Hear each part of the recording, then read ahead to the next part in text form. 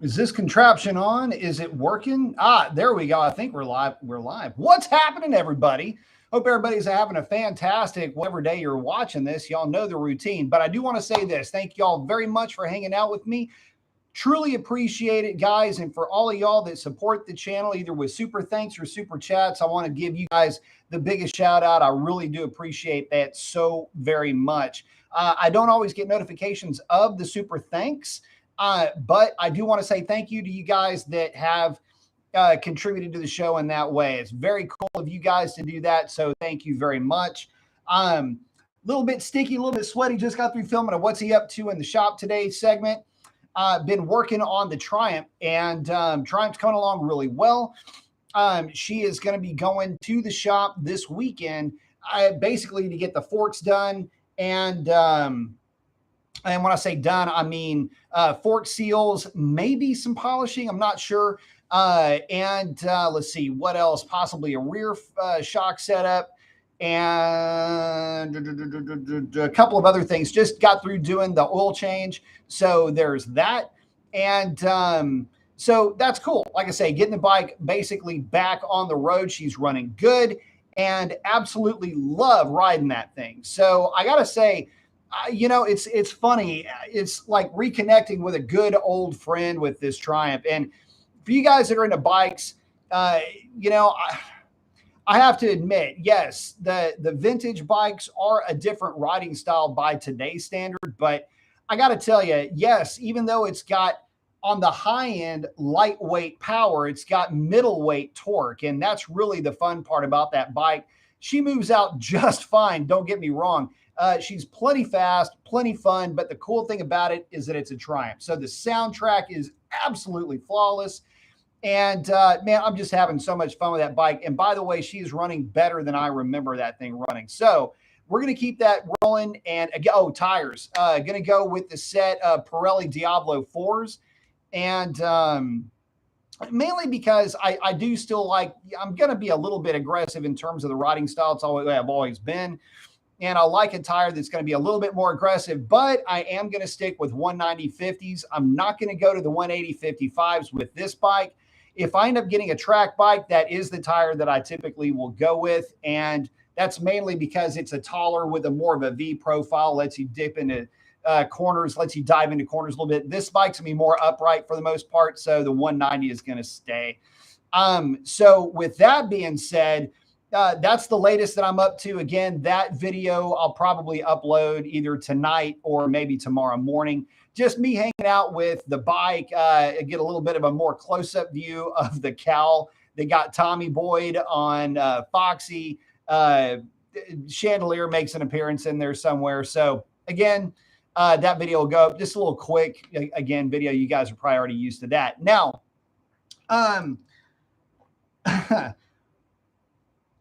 with all that being said, it is Mopar chat, right? What in the world, and some of you guys have touched me up on this, so we're just going to dive right in. Are you kidding me, Dodge? Like, are you completely divorcing yourself from the reality of the people that are your core enthusiast? Like your hardcore. Dodge relies on the hardcore fan, if you will, to keep its sales in bloom. And when you start to partner up with folks like Jay Leno for car care products, not a knock against Jay Leno, it's a knock against, the clout chasing that seems to be, I don't know, the cringe that is associated whenever somebody like a CEO tries to latch on to a celebrity, especially a celebrity with some car credit and some car credentials like Jay Leno does. But the problem is that Jay Leno is the man, right? And when I say the man, I'm talking about like sticking it to the man. He's corporate, right? He is a corporate guy. And even though he's done a lot of really cool things and stand up and all of that other good stuff, he's still a very corporate face, if you will. And so for Dodge to latch onto that the way that they did for car care products is weird to me. It just doesn't feel right. Keeping in mind that back in the day, Mopar sold car care products. They sold primarily, it was wax. I remember this like it was yesterday, that you could get Mopar car wax. And that was, just something that you picked up when you were getting an oil filter or an air filter or whatever at your local Mopar shop, right? You just get wax or car care or whatever. Well, in this case, when you tie a brand to another brand, it's like you're intermarrying families at this point. And I'm sorry to tell you guys this, but this reeks of Harley Davidson-esque marketing. I cannot believe that Dodge went and gone up and done this, because to me, it doesn't taste right. And I'm sorry if you guys are big fans of Jay Leno or you like his car care products. That's great.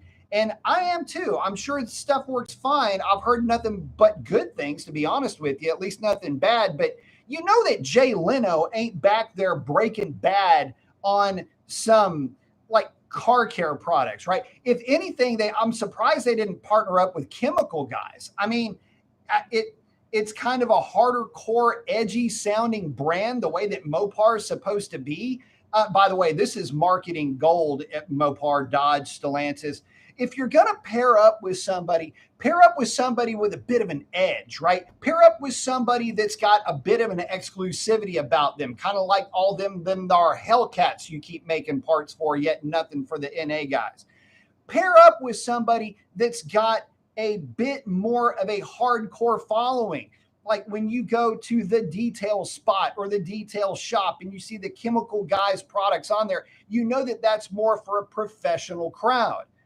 Not Jay's Garage, which is like the no judgment zone of car care products. What, Planet Fitness? Are you going to get called out next for the official gym for the Brotherhood of Muscle?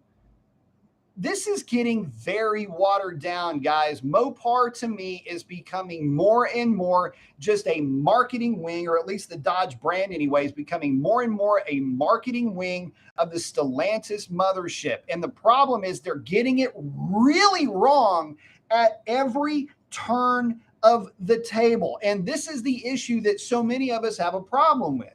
I'm not going to go to my direct connection spot to buy Jay Leno's Garage car care products. Kidding me? That's absolutely a profit generating entity. If I'm going to buy car care products, I'm going to buy stuff that has a guaranteed track record of long-term detailer acceptance. So why in the hell partner up with Jay Leno? I'm just trying to figure out where this goes. We need to have a car guy, a really true car guy. Let's call the chin and get him involved in this.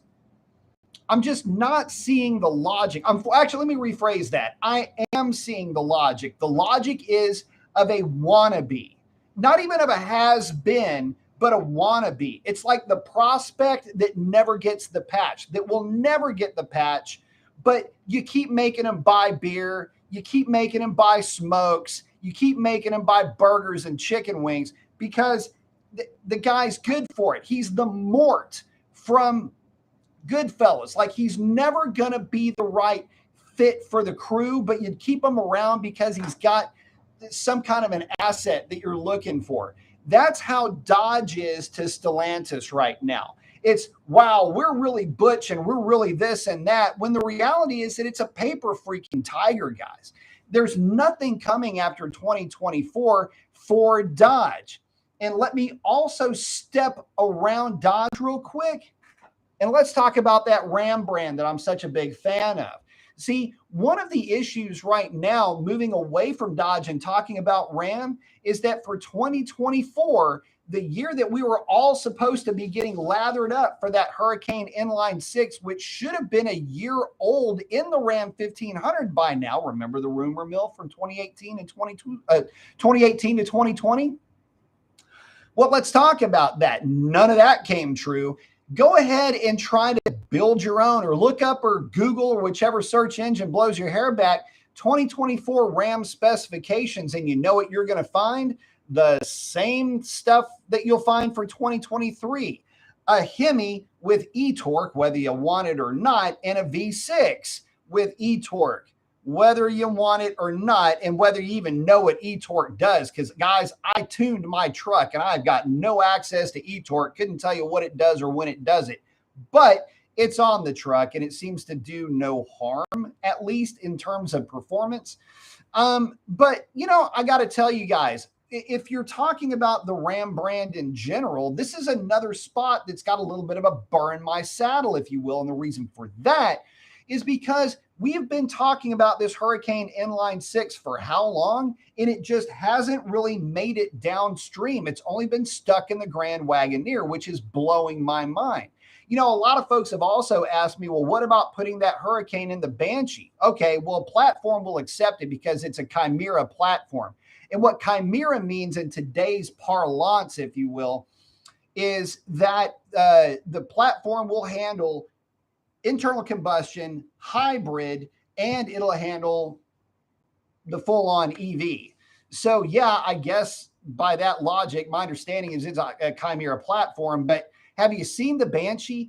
So No Average RT sent me some pics of the Dream Cruise, and part of that was of the Banshee. And guys, I tell you what, that car under candlelight looks fantastic, but you put that thing out into the ugly lights of the clear day, that's an ugly ass car. The back half of it looks amateurish. As a matter of fact, the first thing that I thought of when I saw the pictures and the images that he sent me were from a rear 3/4 shot.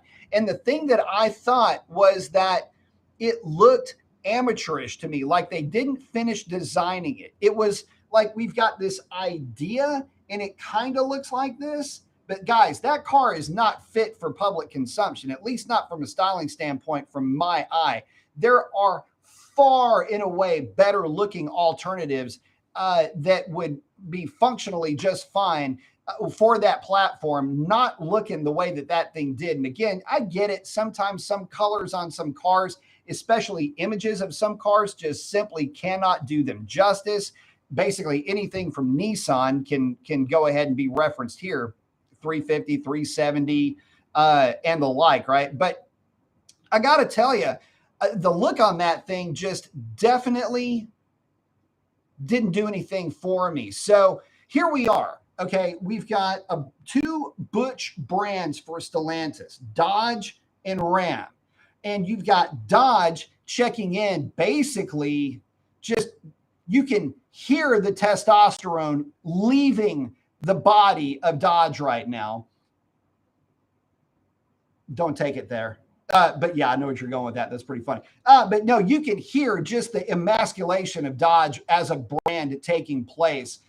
The morting, if you will, of the brand. And then you have Ram, which seems to be more or less stymied by Stellantis in that they're not evolving the platform. And to me, that's the biggest beef of all, is that there is no true hybrid platform for the Ram. There is no true next comer engine platform for the Ram, even though that engine family, whether it's the 400 or the 500 horse Hurricane, seems to be moving those pig Wagoneers around pretty good. There's no talk of that platform in the truck, which it's literally like you take one and it just slips right in. There is nothing that you have to do that's interesting to swap that engine in that truck. But there's nothing interesting that you would have had to do to swap in a 392 into that truck either. And they never did that for reasons that will forever escape me. So that's what we're up against. We've got guys that are wanting to stay brand loyal, whether they're Ram or Dodge. But Dodge and Ram, Stellantis, is not allowing, or at least they're disallowing the option to stay brand loyal. The products that they're talking about are just not non-starters for a lot of guys. I mean, there's so many people that want absolutely nothing to do with the Hornet. I mean, I don't care what badge, GLH, this, that, everything else, and all the technology that's going into the Hornet. You mean to tell me that you can't waterfall that through a Hurricane Inline 6 and put that into something like a Conquest or a Starion? I mean, you've already dropped the worst platform on one of the best names with the Stealth I mean, can we at least reserve something cool, something interesting, something for the brotherhood, if you will? Because so far as I can tell, the brotherhood thing doesn't exist. The brotherhood thing, again, is just another marketing buzz term that Dodge is going to use right up until the point where they're no longer a viable brand in the marketplace.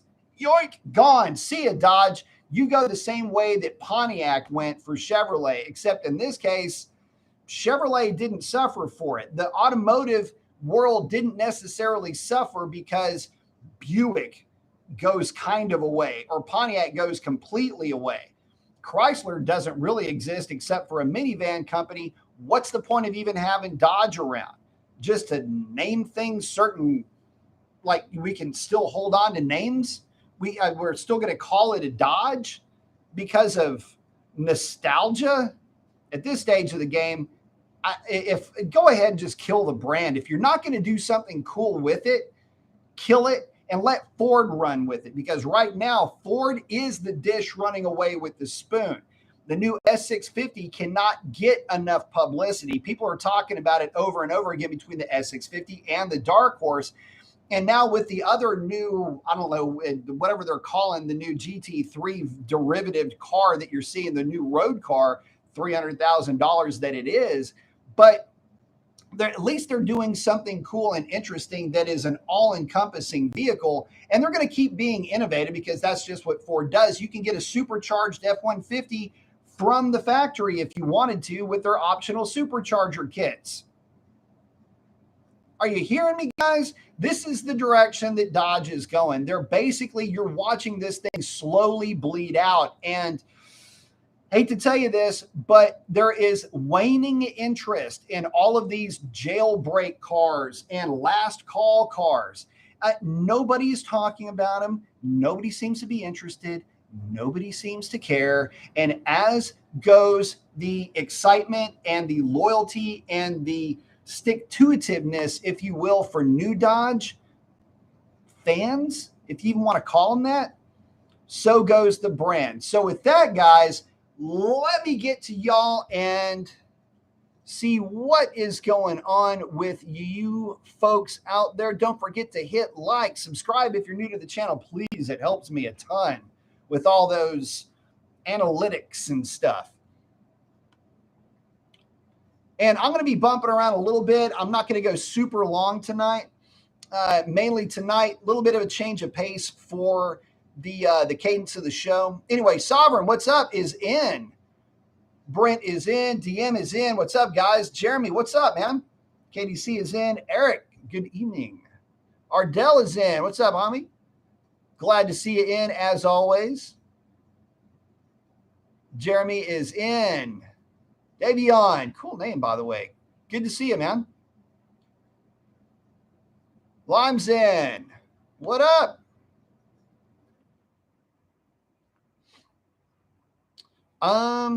Sovereign saying, yeah, talking about the hurricane that was in the drag pack. I don't know. Do something with it, please. Show us something cool. Red Dog is in. Kevin's asking if you're going for a stage 1 plus for a Hellcat, who would you go with? HHP, National Speed, Riptune, Fast. I'd go with Pike's Performance. I wouldn't mess with anybody else. PEITZ. I used to work there. I'm still very close, good friends with Alex Pites. This is the guy that teaches the people that teach people how to work on Mopar stuff. So get with him. If you're looking for cams, I've developed the camshaft profile for Pike's Performance. So if you get one of his cams, you're actually getting one of my cams. Eric saying, I got to meet Jay Leno at Hemi Insanity this past Saturday after he arrived in his 170. Super cool guy. I've heard nothing but super cool things about Jay Leno, by the way. As a person, as a human being, I've heard he's just really good people. Brent's asking, anyone ever run 5W30 in a 6.1? Have a bit of a tick I'm chasing? No. Most guys, I think, at this stage of the game are 0.40 guys for those. Jeremy's drag pack mixed with a 6. Embarrassment. It's certainly an embarrassment if they don't have it tuned to run. Sovereign's liking the new Mustang. The new Mustang's legit, guys. Don't let anybody tell you different. That car is going to be I get that it's $300,000, but it's got every trick in the book. It's got a divorced transmission. It's just like a Corvette where the transmission is in the rear. It's got so many awesome qualities about it that you hope that some of those waterfall into like the S750, if that's even a thing, if they ever make that. And the reason why that is so cool is because it makes hybridization really easy.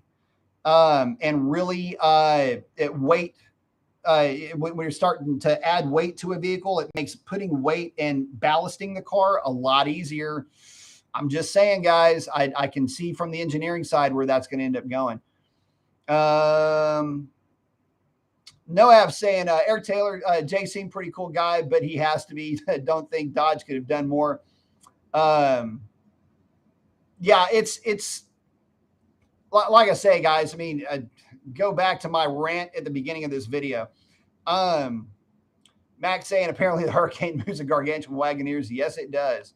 Nixon, my bro, what's up, man? Saying even be stuck on graveyards, catching a little alive. Good to have you, brother. Hope everything's going well. Give me a shout, man. We need to catch up, bro. Sovereigns, I wonder if they're going to go hybrid with the Hurricane 6. That only makes sense. I'd be shocked if they didn't. Sovereign's not really digging the Hornet. I cannot get worked up over the Hornet, man. I'm sorry, guys. It's an opportunity to put something together that's really cool. I just don't know that Dodge has got the chops anymore to do it, unfortunately. Someone said he slapped the stealth name on an SUV that's going to replace the Durango, which is a sadness that I can't even describe to you. Skid's saying, even be couldn't agree more. I'm on vacay. Very cool. Oh, hang on. Just this thing just refreshed here. Listen to you on the cruise ship. Nice. On a boat. You all have a great evening. Drink one for me, my friend. I like it. Thank you, brother. We're out on the high seas this evening with Skids. Good deal. Hey, by the way, I'm putting up a what's he up to in the shop, more Triumph Daytona stuff. So check that out when you get off of that boat. Sovereign's liking the GT3. Nice. The new Mustang for sure. Ardell's hanging out with Sovereign. Sovereign said, I'll miss the Hemi. You know, you'll always have the opportunity to own one. I mean, they're going to be out there. Davion saying thank you. Oh, because I liked it. Yeah, cool ass name, dude. I love that's an awesome name. But high five to you, my friend.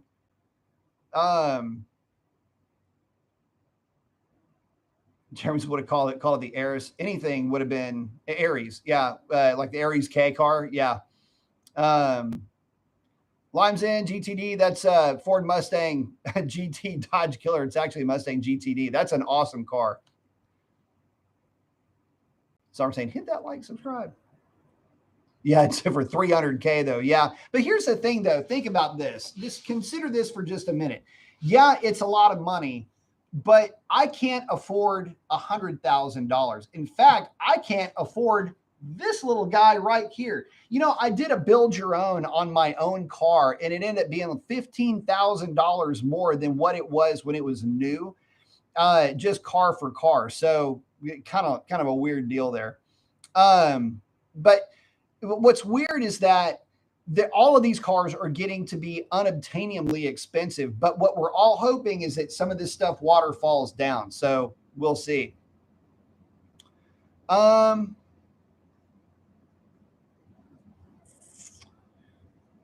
Ronald's in asking, let's say you knew a lot about cars but never owned a Hellcat, and you found out about Hellcats and red eyes. Would you buy the red eye instead of the normal Hellcat, or would you think red eyes are not worth it? So if you know a lot about cars and I were to give you the specs of a regular Hellcat and say, look, you put a drag pack wheel and tire setup on that car and you go take it to a drag strip, on a really clean, cool night, you'll run a 10, let's say a 1080. If you do the same thing to the red eye, you'll run a 1070, maybe a high 1060 at the quickest. And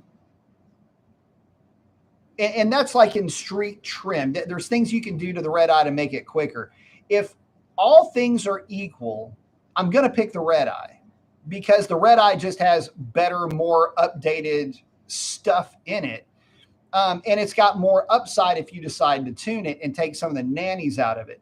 That being said, this little girl right here is a stock boost 93 octane Hellcat, and it will it will walk around red eyes at the drag strip on the back half of the track. And that gives you an idea as far as like the heat and everything that 2.7 generates.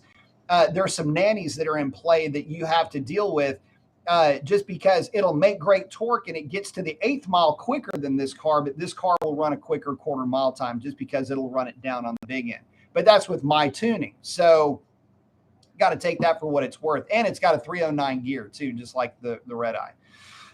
Ron's also asking, do you think the newer Demon 170 jailbreak is worth the extra 10,000 because the rare colors? Negative. I would not say that at all. The Demon 170 is a Demon 170. It's not a jailbreak. But I get what you're asking, and no, I don't think so at all. Nothing there.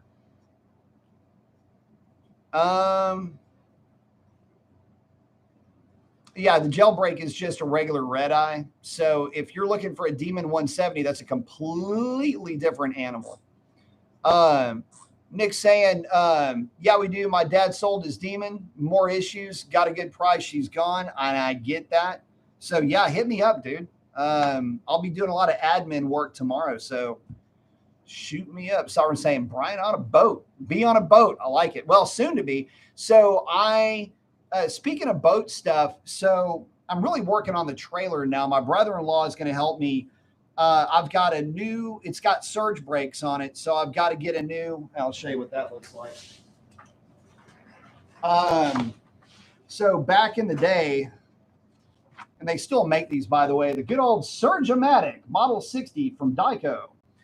Taylor has since bought that company. And so anyway, I will be putting a complete new unit on that trailer.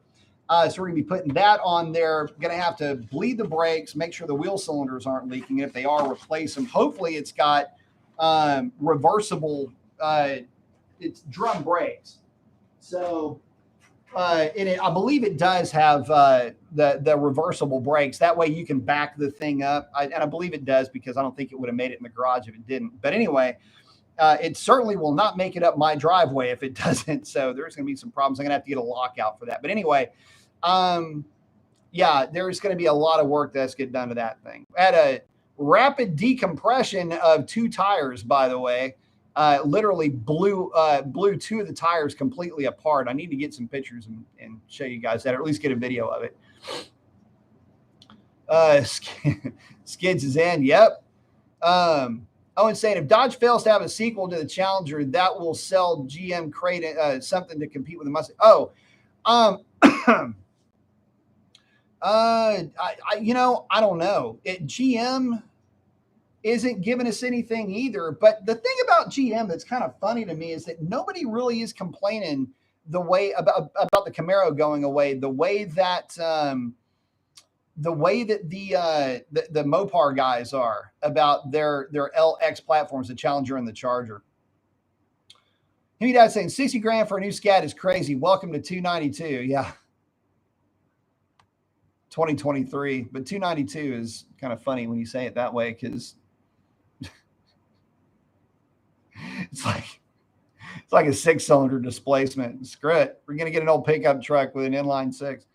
Sovereign saying 707 versus 797. Yeah, but there's a difference. The 707 is a pissed off and rocking 707. The 797 is more of a temporary condition for that engine. Sovereign saying Red Eye has the Demon block. That is 100% correct. Yes, Demon block, camshaft, heads, springs, blower, everything's identical, no different. KDC said, hey, Mason, I'm a 14 RT Challenger with the Joker cam, 6.1 intake and 3,500 stall. I took your advice and grabbed a P1X Pro Charger. Yes, that is the combination, by the way. If you, if just so you know, I've got one of the guys that was distributing some of my camshafts That Joker cam is a sick little cam for a 5.7, and it pairs perfectly with a ProCharger P1X. So I am stoked that you've got that kit coming. You are going to love it. ID 1050s are going to be a must, and that thing is going to absolutely rip. So I'm stoked for you. Right, Doug. How long before someone drops a 5.7 or 6.4 into a Hornet? You'd have to really be in love with a Hornet to spend that much time on it. Oh, driver's saying I'm watching the Hellcats and Scats going down in price month over month. That is true. Ronald's asked me about the Demon 170 rear wide body. Has it grown on me or does it look awful? I'm a little bit like, I look at it and I'm going, it doesn't do anything for me. I don't find it to be worth it in a way. I don't really know how to explain my lack of noticing that. It's one of these things where I know that it's there. I just don't have, from a styling point of view, it looks like you would send it back into the bathroom to shave. That's all I can say. It just doesn't, it looks a little cool, but it doesn't, it almost seems unfinished to me. Like they started to do something, had an idea, and then decided against it. What would have been cooler is if they had a completely different rear ass end panel for it. That, like the Mustang does with the GTD. That would have been a cooler look for me than just putting the flares on the back and not doing anything with the front. It seems, again, like I was talking about the Banshee, it seems like, oh, that would be cool. Like, it seems like some kind of like chick that doesn't really get it helped to steer that conversation. I don't know. Maybe that doesn't make any sense, but you got it. Understand that I'm having a hard time dealing with it. Tad's asking, have you talked about the new Mustang GTD? Just a little bit. I'm going to do a standalone, my thoughts on that car. And I'm in the process of doing a little bit more research into it. So I don't want to speak too far out of turn, but what I do, and I can tell you about it, is if there is any way that car is hinting at the direction that Mustang is going, we've got some really cool things to look forward to. Ronald, all the Challengers are made on the same machines. They're all identical. Tad's got the thumbs up. Ariel saying his 22 Hellcat rated at 717, which is true. It's got a little bit of a bump in RPM. Jeremy saying, I'm thinking the more Dodge F's up the value on the 09 to 14 might start to rise. There's a lot of people that are looking for very clean SRTs, by the way, guys. The 6.1 cars are actually starting to come a little bit into their own, a little bit earlier than I thought too, by the way. Ronald's asking, is it pointless to own any Hellcat variants or Demons if you never go to the drag strip and only drive it around? No. I will tell you that owning a Hellcat is it's a fun car to own. They're very happy cars to drive. The Red Eyes maybe a little bit more so than the regular Hellcat variant, just because it's a harder hit on the just on tip end with the bigger blower. But for the most part, they are running just circles around other cars when it comes to durability, the ability to just have something that you can enjoy. They're a big car. People try to compare them to Mustangs and Camaros, which is a terrible thing to do. To me, if you're old school, it's like trying to compare a Lincoln Mark III to a Roadrunner. They're two completely different cars. Or a Lincoln Mark III to like a Cougar, even a big block Cougar. You wouldn't do that. So why would you do it here? That's kind of the vibe that I get out of the Dodge products anyway. So I have a harder time with comparisons when it comes to the Dodge products. But again, they're big cars. They're big, powerful, comfortable, fast. They do everything extraordinarily well, all the while being very durable. So again, that's why I'm such a big fan of the Hellcat variants. And and I'm still a big fan of the 392 variants with the HP70 trans. It's just that, guys, I have seen the absolute what you would think would be abuse that the Hellcats will take, and it just does not seem to matter with those trucks and cars. So there you go. Let's see. Oh, hold on. We got to. There we go. Sorry. Here we go. Here we go. Here we go. Okay.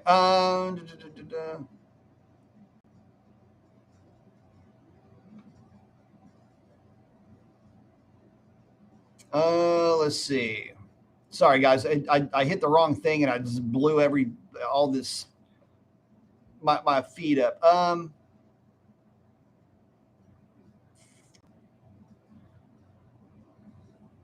Oh, Sovereign Tax App. I've seen the videos of the RT running away from the cops. You think that one is seriously a modded RT? No, just a regular old RT getting after it. I don't know. They're running SXTs. Actually, it depends on where they're at. Most of those are the older all-wheel drive Chargers. But yeah, no, they're not using SXTs. Jerry say, yeah, the rear flares are what they did on the cars back in the 70s. That's why I was saying you might want to send that one back to the bathroom and have it shaved.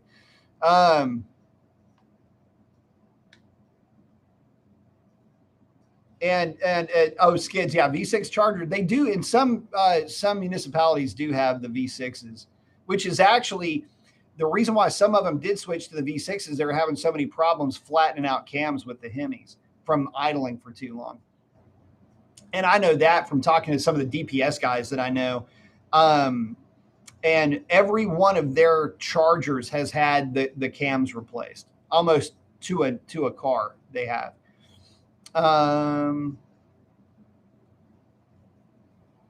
Let's see. Ken saying what works with my red eyes, leaving around 1200 RPM. When I leave with more RPM, there's always a chance of wheel spin. And they all hate bad track prep for sure.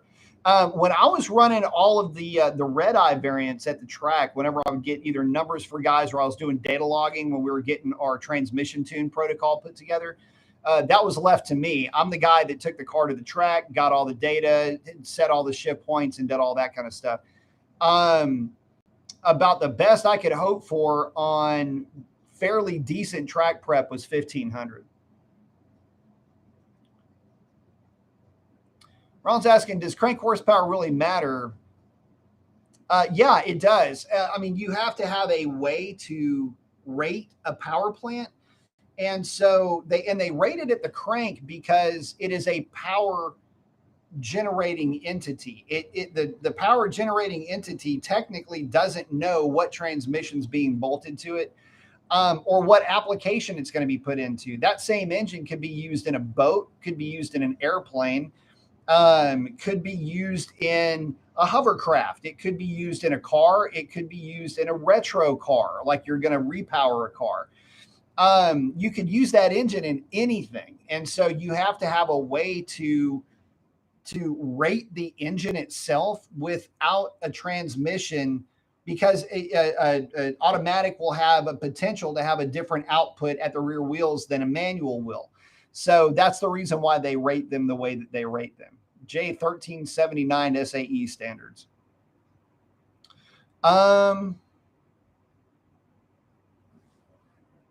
Sovereign saying they need scat packs. Actually, Texas DPS has a few scat packs that they use for pursuit cars.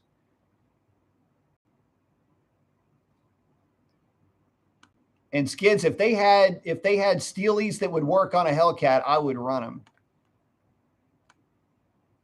Why is this thing giving me the red ass? Here we go. Hold on, guys. There we go.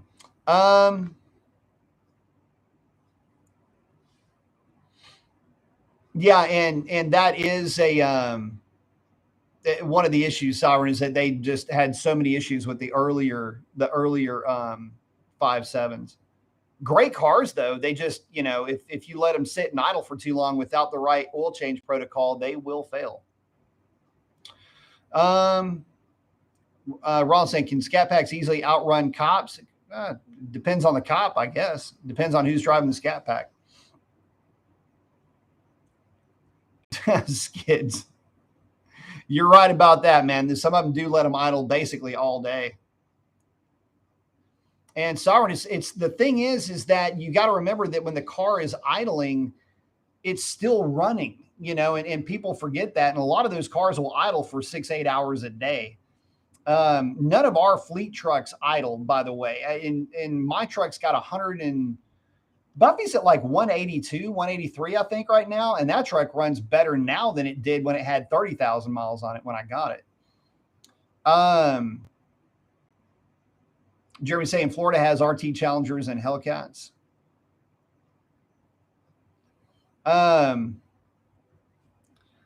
So X is asking a really good question. If I ever did sell the Cat, do you think whatever you buy to replace it will be really as reliable and durable? No. I wouldn't even give it. I wouldn't even put it in the same league. If I got rid of the Hellcat, I would have to get something that is significantly less powerful, that is either more of a retro analog driving feel. Think of it more like an old Nova or an old El Camino. Something like that is what I would go with. Something carbureted. It wouldn't even be fuel injected. It probably wouldn't even be LS power, to be honest with you. It'd probably be more like an old school 406 AFR headed contraption with a RPM air gap and a 750 Holly. I mean, that would be more than one of my cams in it, which would probably be like a 232, 240 cam on a 109 LSA installed straight up. So that would be probably what I would put together for that car. And, or go the exact opposite direction and build a 6-liter setup with a 4L80. And, again, it would have, AFR heads, the TBSS intake, because I'd keep it Cathy's, and cathedral heads is what that means. TBSS intake with, again, a fairly healthy cam, something like a 234, 240 cam, and on a 112 or a 113 LSA for that combination. So that's what I would do. And so it would equally, in terms of durability, yeah, it would have all the durability. It would be under stressed. It wouldn't spin higher than about 6,500 RPM. So there would be that, but it would not be the overall package that the Hellcat is, which is comfort, speed, fuel economy, the whole bit. The Hellcat's got everything you could ever want in one particular car. And if you want to chill it out, put it in 500 horse mode. Wheel it around. It's still a mid 11-second car.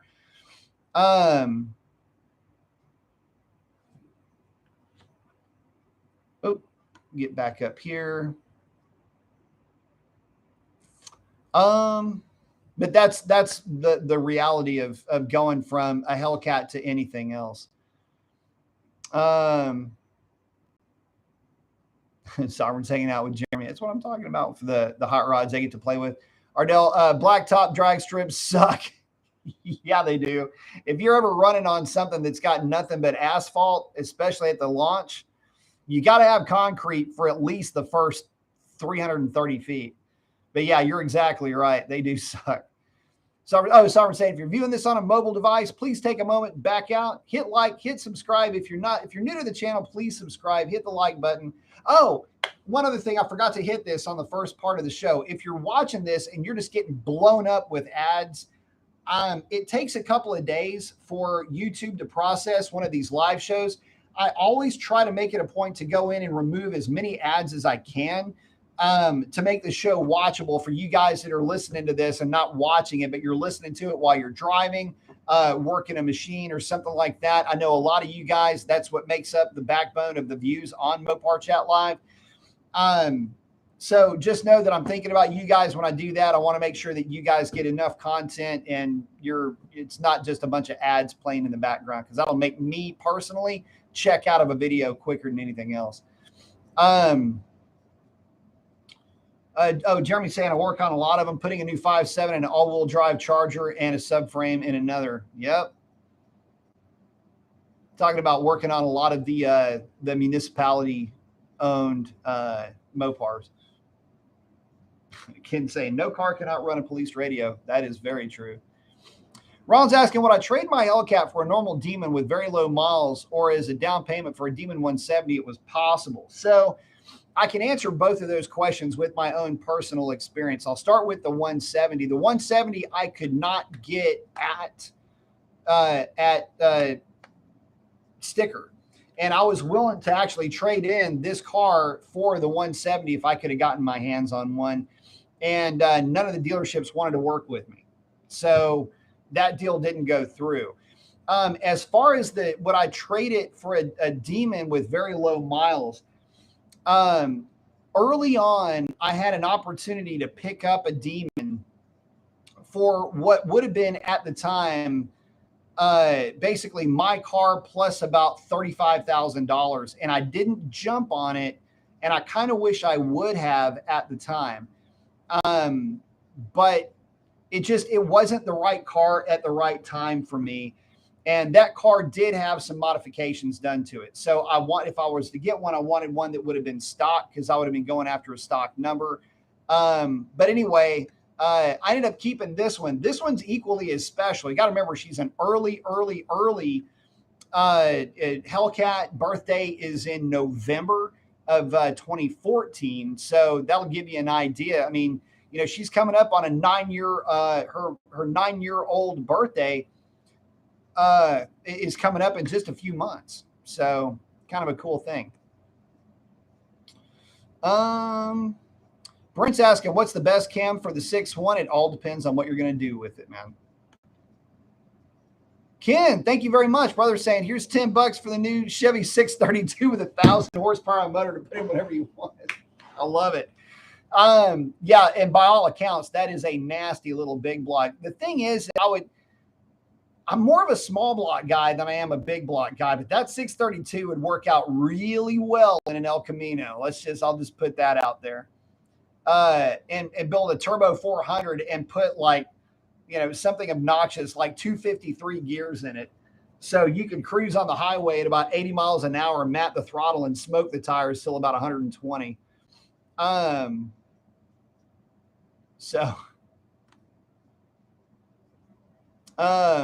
But thank you very much, man. I appreciate that very much.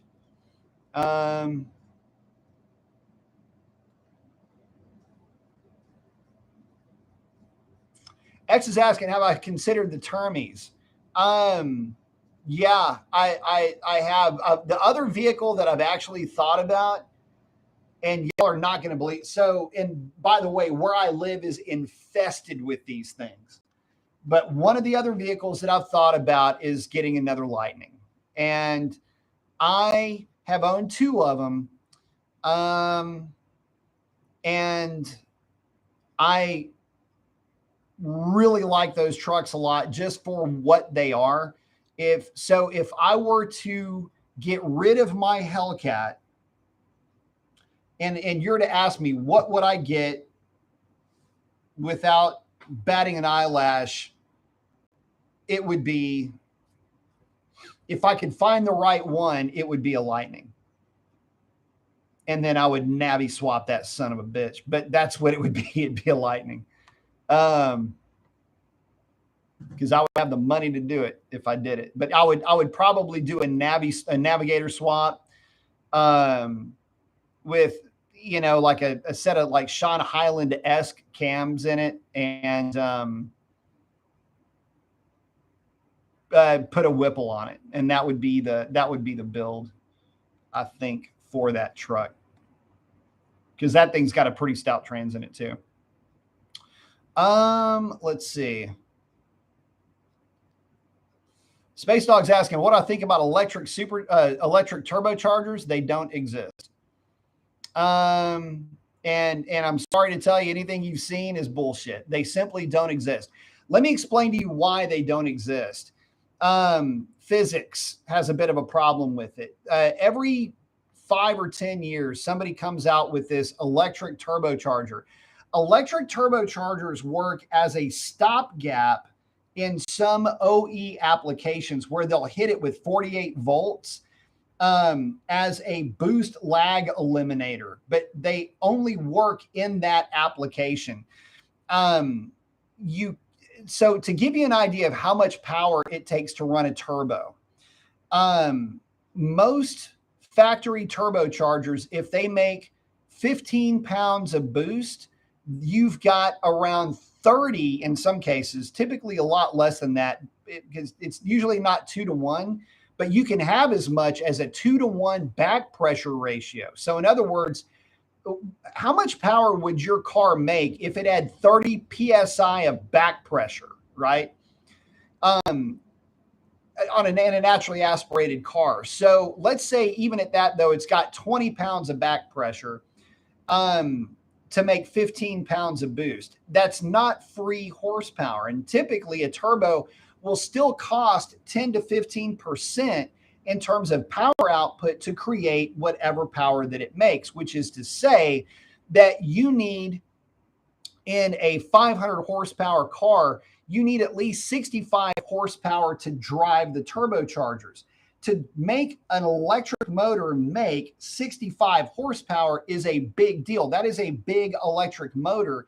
And it's going to have to spin an impeller at 100,000+ RPM, which again is spinning the hell out of an electric motor. That's going to require probably a step-up drive, which eats up power as well. So that 65 turns more like into 85 or 100 horsepower to turn that turbocharger. And for that kind of power input, you could literally have a centrifugal supercharger that requires less power. So as you can see, the electric play doesn't work. And again, a 65 horsepower electric motor is a substantial amount of electric motor. Plus, you got to have the batteries to run it and everything else that comes with it. It just doesn't work.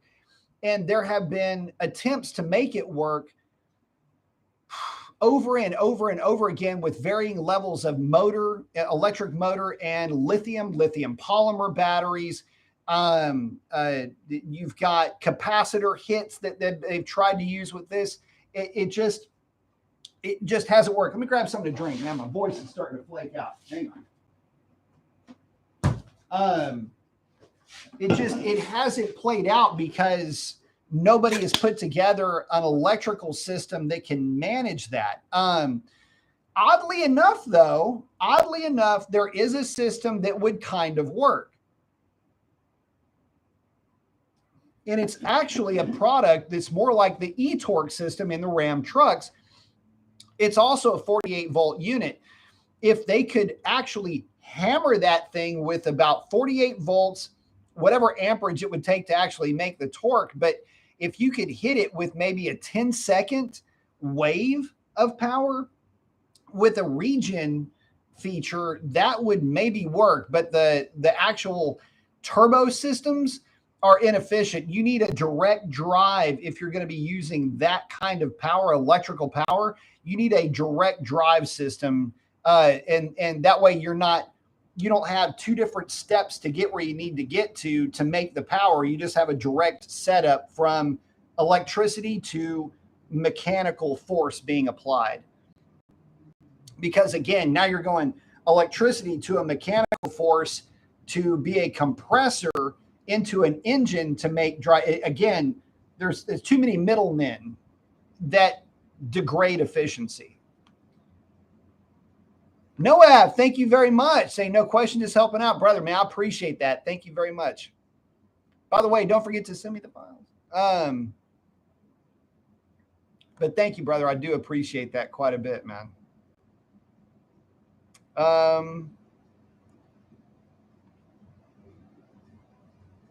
Sorry. Oh, Sovereign. Yeah, I was saying, yeah, this is when I usually go up. Got the cadence.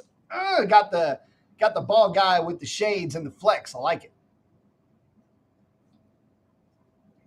Red Dog saying, just saw a 2018 Demon listed for 300 grand. What the fuck? Oh my God, are you kidding me? No. There's nothing about that car that makes it $300,000 special. Nothing. Someone said, I got to drive an old Prius. Let's just say I don't like the experience. That's funny.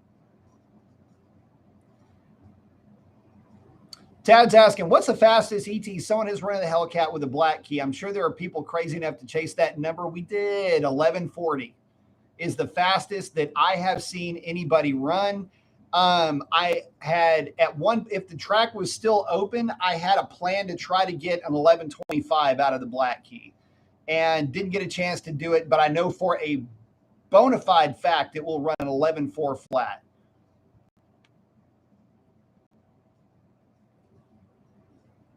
Red Dog, thank you very much. It's saying for the physics reference. Yes, sir. The law of thermodynamics does not allow for this, but yes, thank you very much, brother. I appreciate the contribution.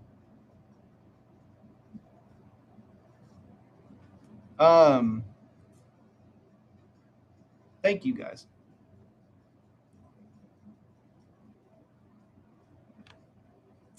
Let's see.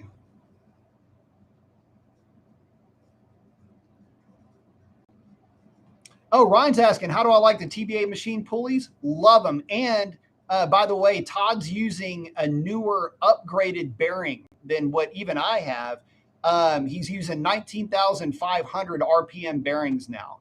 So get you some. I like them a lot. And mine are just in the stock size. I got them because they look nice. So yeah, I would 100% do it. But let me warn you though, I think my video is still up on the how-to video putting on those pulleys. You will think that you're stripping the threads out of that bolt when you're putting them back in. You're not. Just go slow. It's a tight fit. It's almost like it's tight. Just know that. It'll freak you out at first. Someone saying to get rid of the ads, use ad block Chrome extension. That's great. I mean, the ads are actually how we get paid. So cool. If it works, though, if it works, go for it. There's Ken with $10 for the 632. Oh, Ronald's asking, why would they work with you on a Demon 170? Is your Hellcat worth at least 50 grand? Sure it is. But that's irrelevant because they wouldn't give it to me at sticker, and I'm not going to pick one of those up and cough up an additional $50,000, $100,000 that I don't have to just buy a car that is going to be, guys, listen, and I hate to say this, and this is, believe me when I tell you, this ain't sour grapes talking here. But I would hate to get a car like that and not have immediate access to a dyno, a drag strip, a couple of cars and coffee, and then have somebody waiting to buy the thing off of me, because I hate to tell you this, guys, but that car, there's already people that are forgetting about the 170. And I know that you guys don't want to hear that. Some of y'all don't. But there are people that are already not even concerned with the 170, only in that they're hoping that the technology waterfalls for the Hellcats. In other words, there is an add-on for the OS and maybe a repinning of the computer, or some type of a plug-and-play apparatus that allows for the body control module to be able to recognize the E85 sensor, and then to be able to go in and have a sensed E85 unit for the other Hellcat variants, and for all the variants for that matter. It doesn't matter if it's a supercharged or not. That's what we're all hoping for. We're hoping that technology waterfalls into the Hurricane Inline 6. to where you've got an E85 flex fuel option available for the 400 that'll get you to 440, and for the 500 that'll get you to 550 or 570. That's what we're all hoping out here in the world for that car. But you know, as far as will it be a relevant racing application, yeah, guys, no, not really. You could have said the same thing about the Demon, but the Demon at least had some cool chops to it. The 170, there's a lot of folks that may argue this point, but the 170 has got one major obstacle to overcome, and that is the fact that it is not on the streets right after its announcement. And for whatever reason, we've kind of moved past the specialty cars like the Demon, because the Demon did not produce the numbers that they said that it would. There's a lot of people that are just kind of rocking back and forth with this Demon 170 that are just waiting. Like they've got the axe in their hand. Boy, they're getting it pumped up and ready. They're just, they just want to axe this thing. There are just so many people that are getting ready and want to pan the 170, because the excuse train is going to come into the station the first time one of those things hits the drag strip and doesn't run an 8-second quarter mile.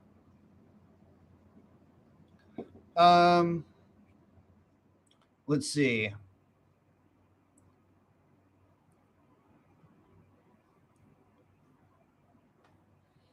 Oh, Ron, I have no idea why they ditched the crew cab, though, is still, I mean, I don't know. Maybe that's why. I don't know. Asking, do I think Green Go is more special because it's only made for 1 year? Actually, they brought it back. Only if you like it. I mean, Green Go is pretty sick. Yeah, it's like Sovereign saying, with the silver rims like on the Swinger, but beauty's the eye of the beholder, man. And I don't know if it's a special color or not. Some people love it, some people hate it. I actually happen to like it. And again, Noab, thank you very much.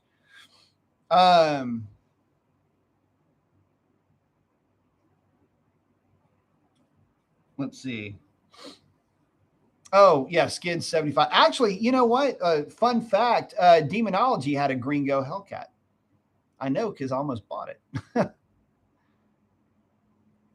Good looking car. Thank you again, Red Dog. Appreciate it, bud. Brent saying I have a Go Green and green with envy. It's a good looking car. Likes the rarity of the color. A lot of guys will buy cars even if they don't like the color, just because it's a rare color. Ardell saying, got to wake up early. He's checking out. Thank you very much for coming by, buddy. Always good to see you on the chat. Summer saying E equals MC Mopar, the only math that matters. That's funny.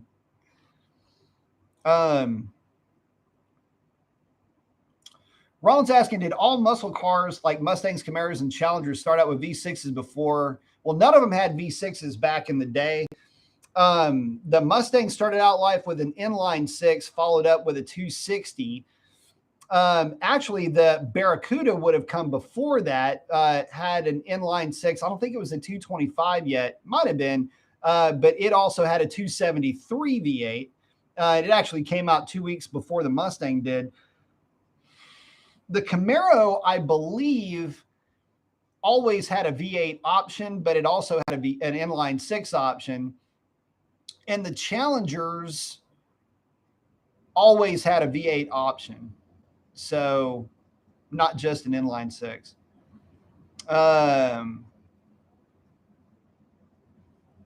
And sorry, I can't see the video, but it probably is whichever video that is that we were talking about. Jeremy saying the only thing special is the person who's willing to pay $300K for a Demon. True that. Oh yeah, TBA machine. That's it. Yep.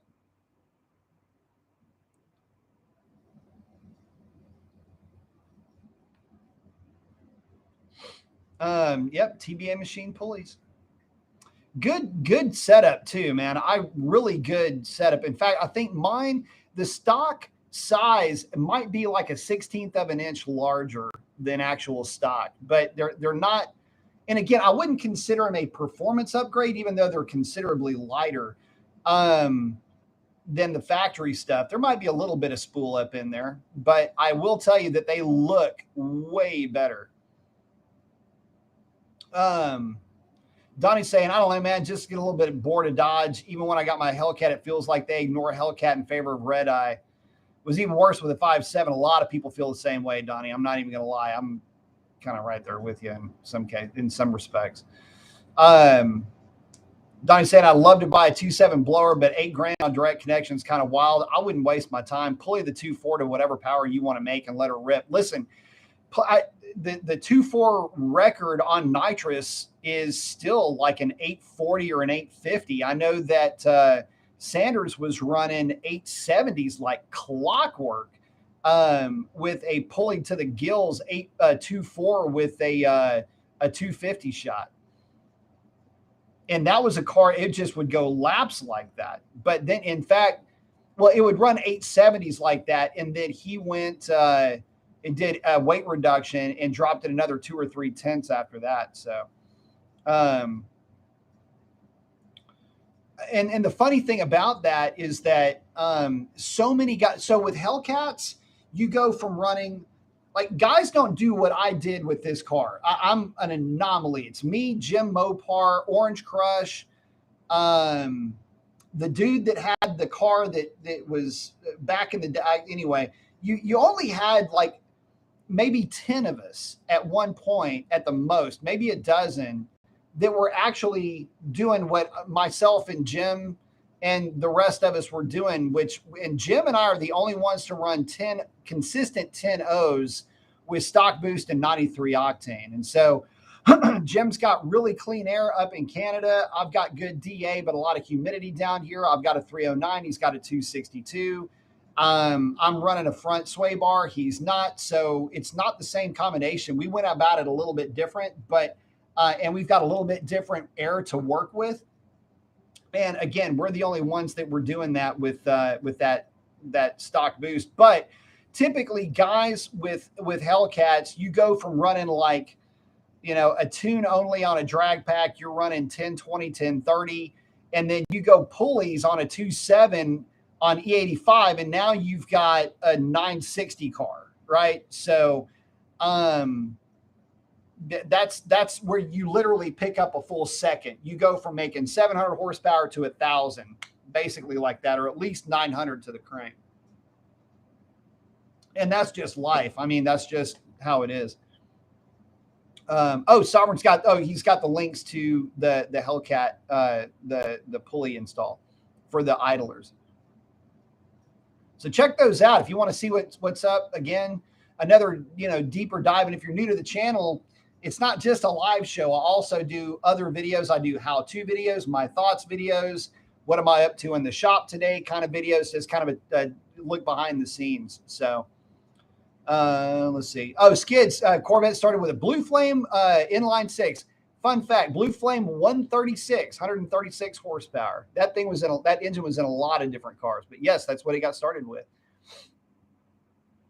Tad saying he found a 2000 Cobra R. Love the fact I can customize my 392, but I really love that Cobra R. It's my dad's favorite car, was that 2000 Cobra R. Brent's asking, do I think people are overpaying way over sticker price for a car with just different stickers on them? That's exactly what they're doing. It's just a sticker package, nothing else. Donnie's asking, well, given the 2.4 some pulley, give it the same low-end kick as a 2.7? Yes, sir. Go with like a 3.0 and a 3.0 with Demon injectors, and you're in good shape. That's a fun package. And it's about the limit of what I would run with 91 or 93 octane. Any more than that, and believe me when I tell you, you're going to need to run like Boostane or Torco or something like that. Boostane is actually what's recommended. So that's the route that I would go. In fact, that's what Ford recommends for their 700 horse kits for the trucks is if you can't get good gas, good quality 93, then they say, look, run Boostane, and that's what they would suggest. So that's what I suggest. So Sovereign saying 35 watching, only 23 likes. Hit that like button, guys. Helps me out a ton. Red saying it might be my imagination, but when I got my headers, the sound was real pingy. It will be, yes.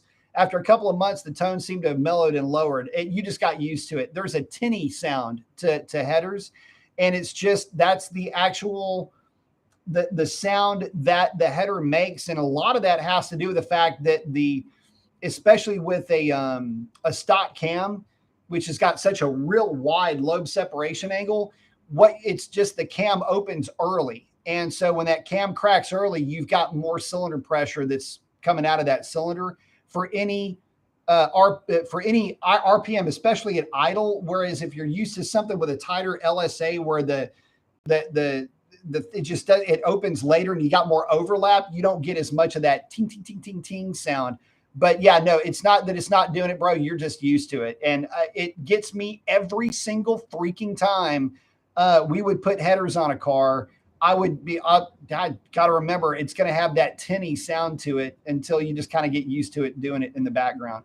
After a while, you don't really hear it very much anymore. But yeah, you'll definitely hear it, especially on uncoated headers. The coating can kind of muffle it, but it's not making it go away. It's just muffling the sound. But nope, you're 100%. Don't worry about it. In fact, the factory manifolds on 392s and Hellcats do the same thing. You'll hear that. I'm like, oh my God, this thing's got lifter. Never mind. And those are actually clamshelled with heat shields, and you can still hear them. Let's see. Oh, Sovereign's got another. Yeah, the part one, the basics, modifying the Hellcat. I may go back and revisit some of those videos and redo some of those. And in some cases, my opinions have changed, and some of the things that I would do, not necessarily have changed. But anyway, time moves on, and you learn more, and you live with certain things a little bit longer, and you choose to maybe go a slightly different path. But nothing's really any different than what the advice I was given back then still applies today. Donnie said, I'm currently running E85 on stock boost. Been really fun. Just like to meet the boost level of the 2.7. Don't want to give it too much pulley to hurt reliability. Actually, you're not going to hurt reliability at all. If you're running like a 2.7, we've seen guys with 2.7s and 285s, or 270, even the 272, the Hellraiser pulley. With the stock lower, works just fine. If you're running stock boost and you're on E85, that is a cherry combination, by the way. That is a legit 980 combo, depending on how it's tuned and the setup that you're running the car at the track. It's at least as fast as this car is at full weight, if not a tenth quicker. And I know that just from experience with that combination. If you want to go with the 2.7, you got to remember that you're going from a 2.4 to a 2.7. So it's only 10% larger. Going from the stock pulley to a 3.0 pulley is going to get you about there anyway. So I really wouldn't worry about that. 295 would be even better, mainly because, well, actually, no, you know what? You could still run the 3.0 pulley that's on the Demon. You could get the Demon 170 pulley for your 2.4, which should bolt right up, which is a slipper pulley, and it's the smaller pulley to boot. And that would get you exactly what you're looking for, and it'll save you $8,000 for the blower. So that's the way I would do it. Because you're on corn. It doesn't matter. You can do whatever you want with it. The car is going to be super happy. Skid saying, anybody else wondering when a 2024 S650 is going to show up at a dealership? Yeah, all of us are. I want to check one out badly. Space Dog's asking, are the direct connection 1,000 horsepower and 1,500 horsepower crate engines worth it with all these aftermarket blocks and components ready on the market? The thing is they're not aftermarket blocks. They're all factory blocks, and a lot of them are factory blocks with factory internals.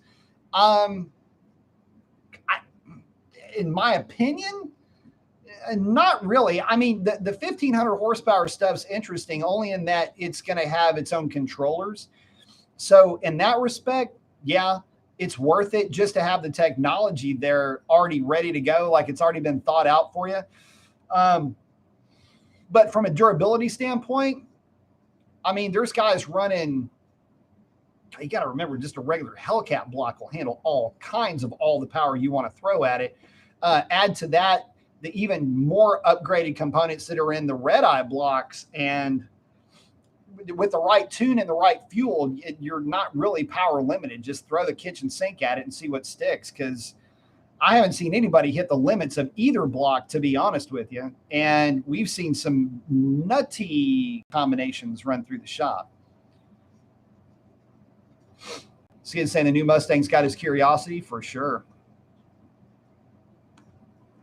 Oh, Skid saying I finally saw the Plum Crazy Scat Super B. Yes, stickers, but love the drag radios on the Charger. Look pretty sweet. That's my favorite one of the group.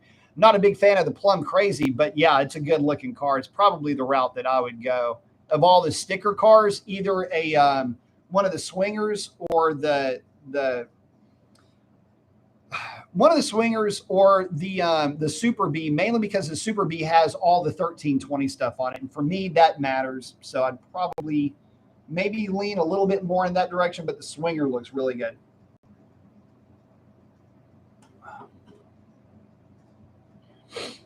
Red Dog saying, so when do we start calling this Mustang Chat live now that Dodge is turning their back? Funny you should ask that. So there is a car dealership here in my town, and the guy has got impeccable taste in cars. And he always has some kind of a hot rod on the lot. And he's got a like a 2013-ish GT500 sitting on his lot, and it's silver. I'm just saying.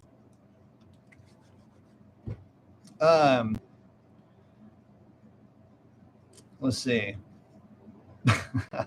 But I mean, honestly, you bring up a really good point, and I would love for this to be Ram Chat. And in some respects, it still always will be, because I love Ram trucks, guys. I don't care how much faster the 5.0 might be. My truck with the intake that is going to get here eventually, and my tune is going to be, you know, it's still a mid 13-second truck in good clean air, and that's plenty fast for a pickup truck.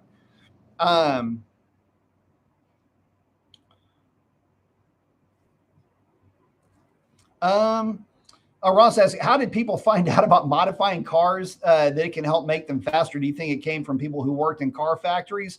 No, well, the very first time somebody built an engine, they tried to make more power come out of it. I mean, it's all of this is old mathematics. I mean, there's nothing new at all about making a lot of horsepower out of engines. It was just how much RPM could they run before the metallurgy itself would just make the entire assembly fly apart. That's the only thing that was holding back power for the longest time. And it was just that and application based. You've got, most of it came from aviation though. All the hot rod stuff came from aviation guys. And, you know, I had the honor of being able to work with a lot of old school World War II, the Vietnam era, Korea era airplane mechanics when I was a docent at the Hiller Aviation Museum as an engine specialist. And so I got to work with guys that worked on not only aircraft engines, but were working on Roush Yates race boats, and we're doing stuff with, and by the way, Maritime also helped to make a bunch of hot rod engines too, but nobody made a hot rod engine better than aircraft guys, and they would window blocks on those things at 5,000 feet trying to see how fast they could go. So imagine that. Like, you think it's bad blowing up an engine on the ground. These guys would be hitting, you got to remember, aircraft guys and boat guys were the ones that were putting nitrous oxide into internal combustion engines way before they were doing it in racing or anything else.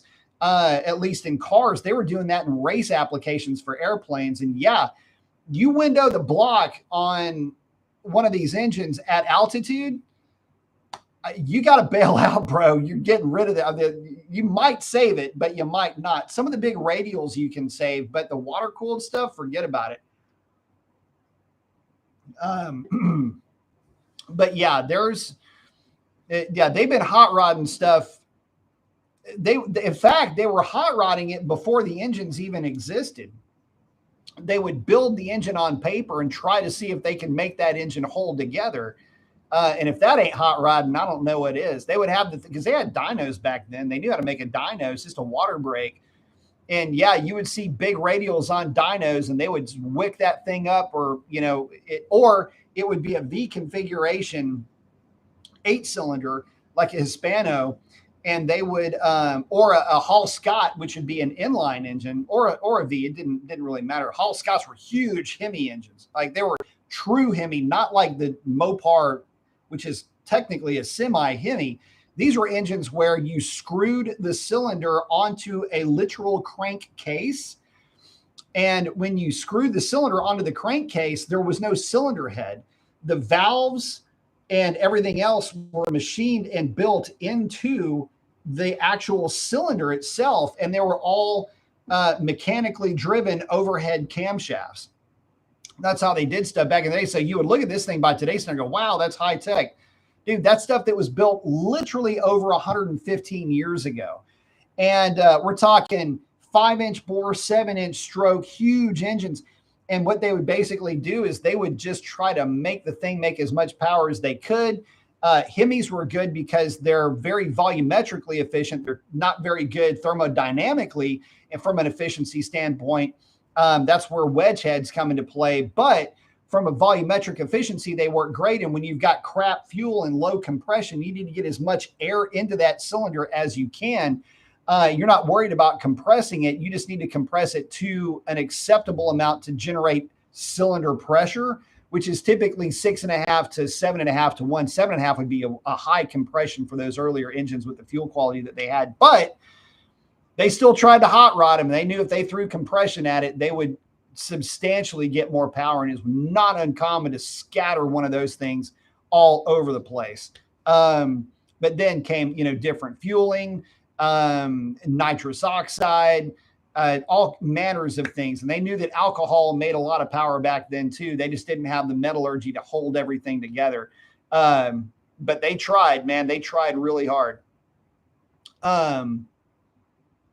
Let's see.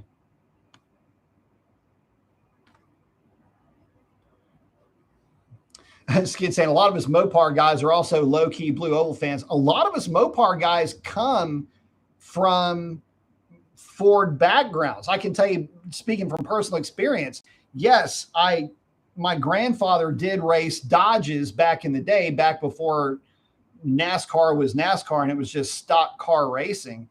Yeah, I mean, he raced Ford, Chevys, and Dodges, but moving past that, he was a Chevrolet guy. But for us of a certain age, we were all Ford guys with the Mustang. And so for a lot of us, going back to Ford is basically just coming home. And in this case, they say you can't ever go home. But in this case, home's gotten better, not worse. So there's a lot of folks that are actively looking to get back into Fords because of the direction that Dodge is going right now.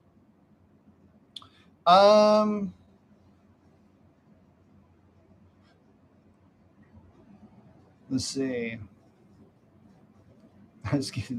Saying goes back to moonshiners. Yeah, the early hot rods. Yeah, criminals basically. And that's really where stock car racing came from. If you're talking about car modification, a lot of that came from those hot rodders. A lot of it had to do with it was aircraft mechanics coming back. A lot of people attribute it to World War II in the 40s and 50s, but there was a lot of these guys, the hot rod mechanics that were in the 19 teens in the interwar period is where all the real cool hot rodding came into play, especially on the aviation and on the marine side.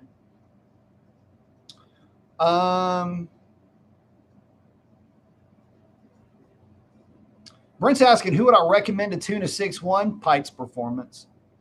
That's all you need. Just PEITZ. Look them up. Tell them I sent you, and they'll take care of you. You got to mention me though, and they'll get you taken care of. Oh, Sirens hanging out with skids. My favorites are the AC Cobra, Daytona Coupe, and the GT40. The 427 Cobra, it looks good on paper. You know, I've actually owned a Cobra. In fact, there's a picture of me in an autocross. I found this is going back a lot of years.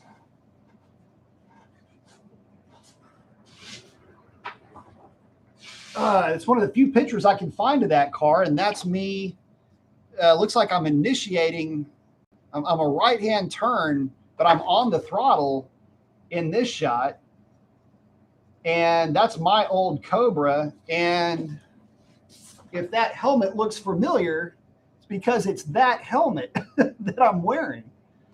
So, yeah, actually, I not only had the CSX, I actually ran that thing. So there you go. But would have been way better with a small block.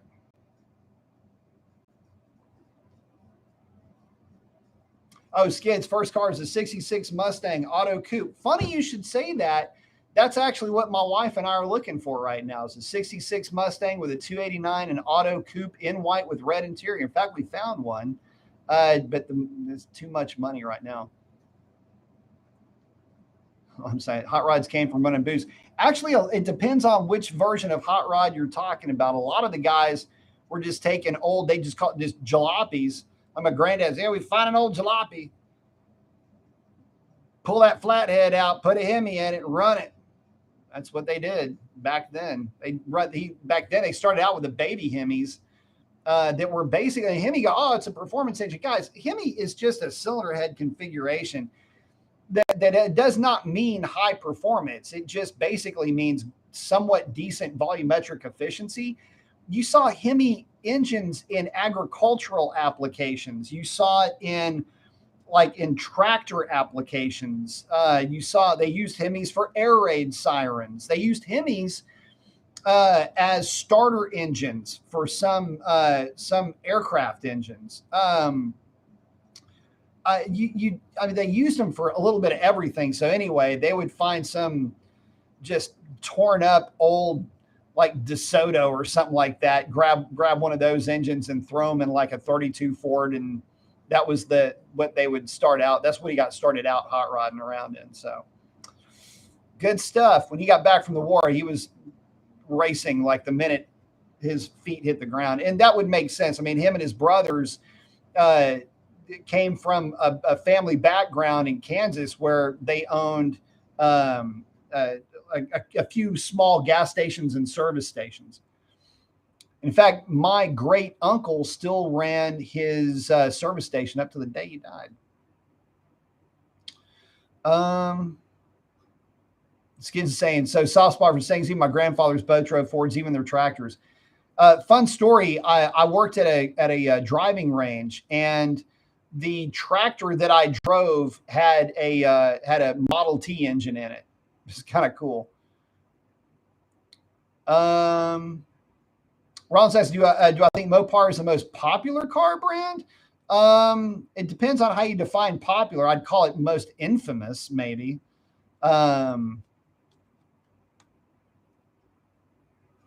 Red Dog, NASCAR was born from Shine Runners, 100%. How it got its start was these guys would just call each other out who had the faster car. Skid saying, Fox body, baby. Yep, my mom drove a 92 Fox when I had my 66. Coolest garage in our neighborhood. Very cool. Still like my Foxy. Love driving that car. Ken saying, I definitely love the Coyotes with a DOHC, direct plus port injection and all aluminum block, power versus reliability of the cast iron internal cam ported injected Hemi. Yeah, dude, listen, you're not going to get better when it comes to hardcore reliability than the Coyotes. Oh, man. Yeah, Skid's dad sold that 5.0 Vert. That'd been a fun car. I worked with a lady that had a red with white interior Vert. 50. Someone's saying, woohoo, love the Cobra. Yeah, the Cobra, that thing was sketchy as hell, though. Yeah, they're sick as hell, but let me tell you, Sovereign's got Pikes up there, too. Call those guys, mention my name. They'll get you hooked up.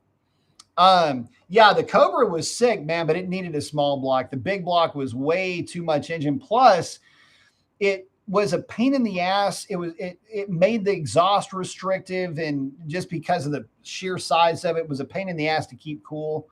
So,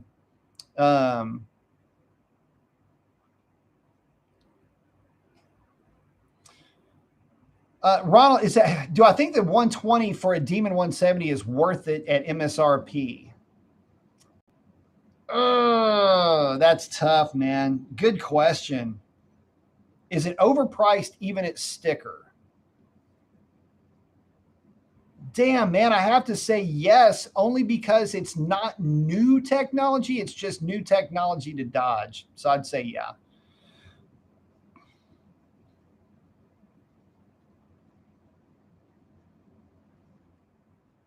Space saying, if the EPA didn't exist and Dodge gave no Fs, what would be the ideal NA power level? How nasty could they make the 6.4 realistically if they really tried from the factory? Well, so the 6.4 from a drivability standpoint, you can get away with about 550 horsepower before it just becomes more of a pain in the ass than it's worth from a drivability, a reality check. So reality in terms of drivability, reality in terms of fuel economy, reality in terms of all of that. There is technology they could employ that would make it work with more aggressive cam timing and a different intake, but there are limits to it. And I would say that somewhere between 550 and 600 horsepower is about as heavy-handed as they could get with the 6.4.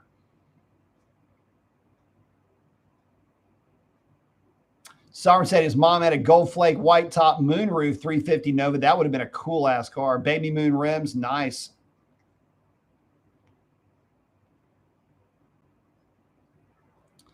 Ronald's asking, have I driven every car with the highest performance that's attainable, like the Camaro ZL1? Yes. GT500? Yes. Demon? I got stuck with a Demon for over a month. Yes. ZR1? No, but I have driven the Z06. No F saying he had his 92 notchback. He sold because he bought his Challenger. Before I bought my Challenger, I looked at a 2025-0. Didn't get it because no room in the back seat for his son. So I have, fun fact, guys, I used to use Mustangs as work cars. When I was young and just getting started, I worked for a company that serviced the single family builder community. And I was out in the field a lot. And instead of a truck, I used Mustangs. I didn't have to carry anything in the back of the truck, but I used Mustangs mainly because they were bomb-proof in terms of reliability. All you had to do was change the oil. And so I went through, had a 96 GTS, which I should have never got. I didn't realize what I had a 96 GTS, a 2000 GT, which my sister has now, 2004 GT.